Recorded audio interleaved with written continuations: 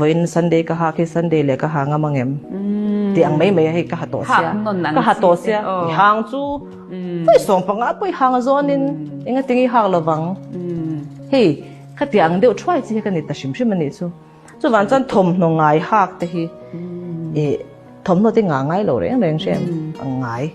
mò buồn hey til cái nhìn tí siak đàn này income na apon này năng cái income đấy fashion show này tu tí cái tiền tí income mà thom nó thar này income rèn cái tụm tem mò cái tụm khá anh này to lâu này chú xem cái income chân fail fight tắc zaom tắc cái khá to cái nga mà sẽ khát khăn mi hiền min lâu cái thom nó ngay cái vào han min soi chết lát tu ra cái ngay mò khát tiếng cái ngày khát chọn cái mani lệ cái mani cái nhìn bùm chara chara kami te khát cái vật tí lung oi cái thom thar dễ khát cái vàng mi cái tí lung oi tu khát nghe cái tan sọt na